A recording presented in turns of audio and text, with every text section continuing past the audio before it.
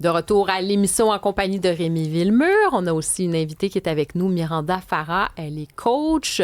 En fait, vous allez voir, puis c'est peut-être symptomatique de quelque chose qui se passe chez beaucoup de jeunes qui se posent des questions, qui se disent, bon, est-ce qu'on a un vide quelque part un peu spirituel? Est-ce que dans la société dans laquelle on est en ce moment, on ne trouve pas les réponses puis on veut trouver autre chose? Bien, vous allez voir, elle a fait, comme on dit, un 180 degrés. Et ça va vous faire réagir, je pense, à la maison. D'ailleurs, si vous avez des réactions, tout ça, n'hésitez pas. 187 Cube Radio, je rappelle le numéro. Oui, bien merci. 187, oui. Oui, voilà. Et parce qu'il y a toute cette idée, vous savez, de retour aux valeurs traditionnelles. Tu sais, certains vont parler, vous voyez ça beaucoup, les vidéos de Tradwife, et ça fait réagir. Souvent, le côté féministe en nous, quand on est des femmes, on se dit, hey, attention, là, ça fait peur un peu. On n'a pas le goût de retourner nécessairement passer notre vie dans les cuisines. Puis, je n'ai rien contre faire de la cuisine, là, c'est pas ça que je dis, mais tu sais, être dépendante d'un homme, puis de tout ça. Donc, bref, tout ça pour dire qu'avec Miranda Farah, on va discuter de ça parce qu'elle, c'est une coach de vie. Elle était entrepreneur aussi. Elle étudiait pour être pilote d'avion. Elle a tout laissé ça pour être coach, conférencière. Et elle a fait un virage il y a quelques mois, plutôt vers des valeurs justement dites traditionnelles, vers la religion aussi. Elle fait des retraites. Puis c'est passé du côté très émancipation des femmes, habillez-vous comme vous voulez, sentez-vous libre, à... Non, là, maintenant, je suis plus vers un retour aux valeurs traditionnelles. Donc, on voulait décortiquer tout ça avec elle. Miranda Farah, coach et conférencière, merci d'être avec nous. Hey, merci tellement de m'avoir. Ça fait full plaisir de parler de ça ensemble. Merci. Bien, déjà, peut-être dites-nous là, ce que vous faites exactement là, depuis plusieurs mois. Ça a été quoi ce virage dans votre vie? D'abord, ce qu'il faut comprendre, c'est que c'est pas quelque chose qui est arrivé du jour au lendemain. C'est quelque chose qui germait en moi depuis la tendre enfance. Tu sais, je me posais des questions. J'ai cherché Dieu toute ma vie, en fait. Fait que pendant quelques années, à un moment donné, il y avait un cours là, auquel j'avais assisté au secondaire. Je pense que j'étais comme en secondaire 4. Je me rappelle plus c'était quoi le nom du cours, mais on parlait de toutes les sortes de religions. Tu sais, puis il y en avait une qui s'appelait le déisme. Puis ça, c'était « Je crois en Dieu. Je crois qu'il y a un Dieu qui a créé la Terre. » Mais je ne crois pas en aucune institution religieuse. Puis ça, pour moi, ça me parlait parce que moi, je voyais vraiment la religion comme quelque chose qui avait été créé par l'homme, contre l'homme, pour contrôler l'homme. J'avais vraiment beaucoup de préjugés par rapport à ça. Fait que je m'identifiais beaucoup à ça, mais mes réponses n'étaient pas assouvies là-dedans. Je continuais de chercher. C'était quand même, ouais, mais il manque des réponses, il manque quelque chose. Donc, j'ai cherché toute ma vie, tu sais.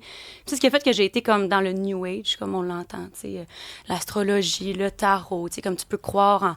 Les cristaux. Ben, ouais, j'étais pas comme vraiment deep là-dedans. Déjà, mais les un peu cristaux... plus cliché, le côté un peu plus cliché, New Exact. Age, un petit peu là, les nouvelles spiritualités. Vous cherchiez quelque part, là. Exactement. Mais, encore une fois, tu sais, il y avait beaucoup de choses pour moi qui résonnaient pas là-dedans, tu sais. Puis... en cherchant Dieu, puis en cherchant Dieu, puis en cherchant Dieu, tu sais, là, on voit aussi, tu sais, oui, l'émancipation de la femme, mais, tu sais, avant même de faire mon virage, j'ai fait l'école maison pendant 1 an, tu sais, juste avant de me séparer. Là, mon fils était à la maternelle à cause de la séparation, mais sinon, vous avez un fils de 6 ans aujourd'hui. Là. Exactement. Fait que, tu sais, j'avais déjà ça à l'intérieur de moi. Je vous dirais que depuis là, la pandémie, depuis 2021, c'est là que ça a commencé à être plus sérieux, tu sais. Je commençais à observer le rôle de l'homme et de la femme, de voir comme, qu'est-ce que moi je veux jouer, tu sais, comme rôle. Tu sais, mon rôle en tant que mère était tellement important pour moi.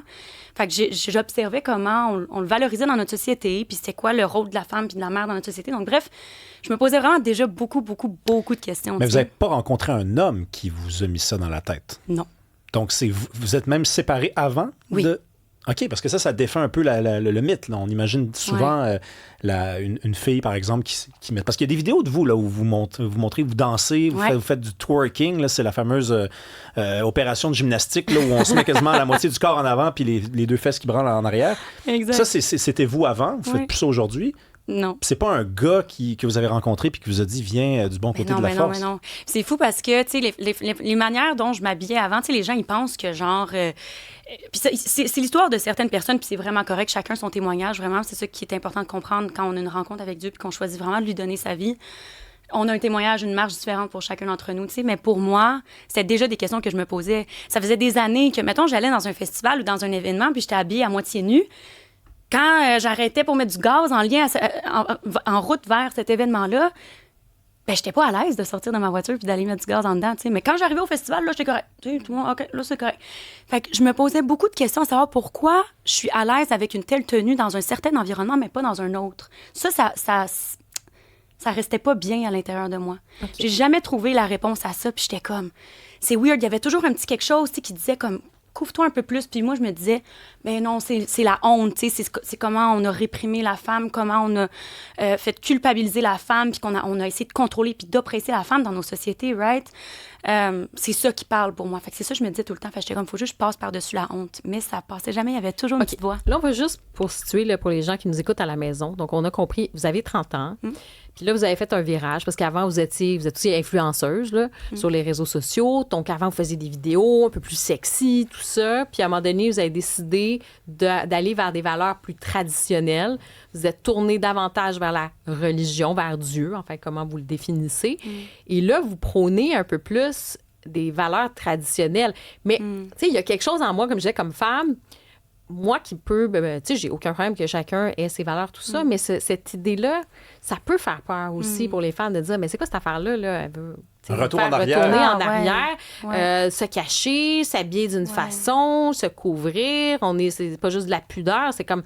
C'est quoi le but de tout ça, là? Oui, je comprends vraiment. Puis, tu sais, j'ai tellement beaucoup de compassion pour ça parce qu'au final, justement, la raison pour laquelle je pense que ces valeurs-là sont vraiment importantes, c'est justement que c'est pour la femme, tu sais. J'ai couché à gauche, à droite, j'ai vécu toutes sortes d'expériences, je me suis montrée à moitié nue sur les réseaux, puis tout ça, ça m'a vraiment pas... Ça l'a pas édifié, ça l'a pas contribué au bien-être de ma santé, puis de ma vie, puis de mes relations, tu sais. Puis la raison pour laquelle je pense que des valeurs qu'on va dire plus traditionnelles, je pense qu'elles valorisent la femme, c'est parce que, bien, premièrement, on ne dit jamais que la femme ne devrait pas travailler. Moi, je suis une entrepreneur, puis je pense que Dieu m'a donné une mission à ce sens-là, puis on voit plein de femmes dans la Bible qui ont eu des missions extrêmement importantes. C'est juste les femmes qui suivaient Jésus travaillaient pour apporter de l'argent pour pouvoir supporter. Est-ce que vous êtes ce qu'on appelle là, les fameux trad wife? Là? Je comprends que vous êtes en célibataire, mais est-ce que vous vous reconnaissez là-dedans? Je pense qu'il y a des personnes qui diraient que oui, puis il y a d'autres personnes au sein de mon église qui diraient non, pas du tout, tu sais. C'est pour ça que je pense que c'est tellement un terme qui est garoché partout, puis dans le fond, on comprend pas vraiment c'est quoi, tu sais. Moi, je pense que ce mouvement-là vise à rappeler aux femmes qu'elles n'ont pas besoin de se valoriser à travers l'argent qu'elles font, qu'elles n'ont pas besoin de se valoriser à travers le succès, puis que oui, si Dieu t'a donné une mission d'être à la radio, d'avoir une entreprise, de créer des vêtements, peu importe c'est quoi, bien, tant que ça ne remplace pas le rôle qu'il t'a donné à la base, qui est d'être mère, parce que plusieurs d'entre nous, on est mère. Puis ce qui arrive quand on essaie de combler tous ces rôles-là en même temps, on essaie d'être une femme, on essaie d'être entrepreneur, on essaie de rapporter du pain sur la table, on essaie de cuisiner le pain sur la table, on essaie de prendre soin de nos enfants, de les élever. On a peur pour nos enfants. Ça fait beaucoup de rôles, tu sais. Les féministes disent souvent, le féminisme, c'est avoir le choix. C'est se donner le choix. Et les plus sincères vont respecter, par exemple, la démarche de certaines femmes qui décident de rester à la maison parce que c'est leur choix. D'autres, moins sincères, vont estimer qu'il y a quelqu'un en arrière. Puis c'est pour ça que je vous ai demandé s'il y avait un homme dans votre vie qui vous avait contrôlé. Vous, est-ce que vous considérez que vous avez plus de choix qu'avant, vous qui vous empêchez peut-être de faire certaines affaires, quand même, je le précise? Est-ce que j'ai plus de choix qu'avant? Je pense que les choix sont encore là, mais ma perception de la vie a grandement changé depuis que j'ai une relation avec Dieu. Puis, tu sais, quand on parle de soumission à Dieu, là, c'est un mot qui fait vraiment peur, là, mais en fait, c'est être sous la mission de Dieu. Fait que c'est quand Dieu nous donne une mission, ben moi, je me soumets à ça, mais c'est pas parce que j'ai pas de voix, puis j'ai pas... Donc, est-ce que j'essaie moins de faire à ma tête, puis j'essaie d'honorer ce que Dieu veut pour moi? Oui, absolument. Mais ces choses-là sont toujours pour mon bien. Mais vous comprenez que c'est particulier, soumission, et en même temps, vous dites, oui, mais soumission, pour moi, c'est moins de choix. Ouais. C'est renoncer, finalement. Ouais. Puis il y a aussi cette idée par rapport à être mère, je veux dire, ça aussi, ça peut être un côté enfermant. C'est-à-dire que vous pouvez être une femme et ne pas avoir d'enfants. Il y a différents rôles aussi dans la vie.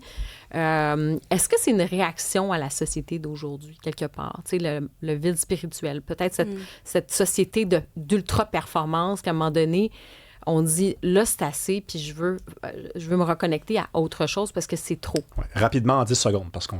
Je pense que l'humain cherche Dieu depuis la nuit des temps, puis que de plus en plus, on est en train de le trouver, en fait, pour répondre brièvement, là. Je pense que c'est ça qui se passe. Ben merci beaucoup, Miranda Farah, d'être venue nous voir. Merci, Karima. C'était une bonne première. Merci, Rémi. Merci à vous. Puis on met ça demain. Ben oui, à 9h. Bye bye, tout le monde. Merci à tous. À demain. Ciao. Merci.